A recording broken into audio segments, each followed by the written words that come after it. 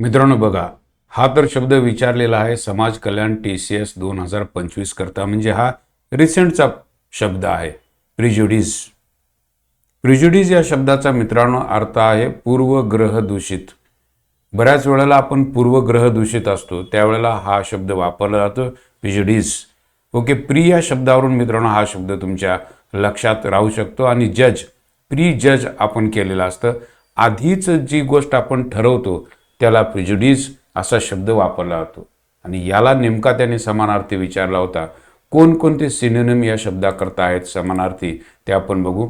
या ठिकाणी बरेच शब्द तुम्हाला सापडतील. बायस हा शब्द आहे, एका बाजूला झुकलेला. ओके, एका विशिष्ट पद्धतीने एका मताचा असणारा बायस्ड असा शब्द वापरला जातो. Disgust is the another word.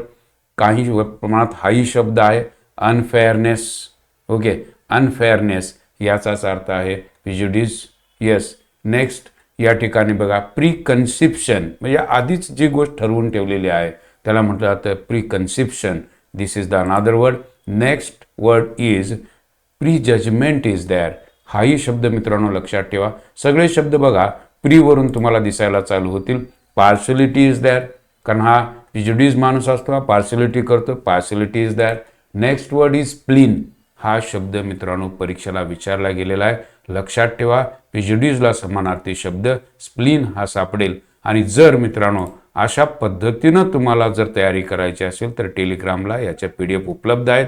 Okay, किंवा ॲडव्हान्स वोकॅबचा कोर्स मित्रांनो उपलब्ध आहे जो फक्त 199 रुपयाला आहे.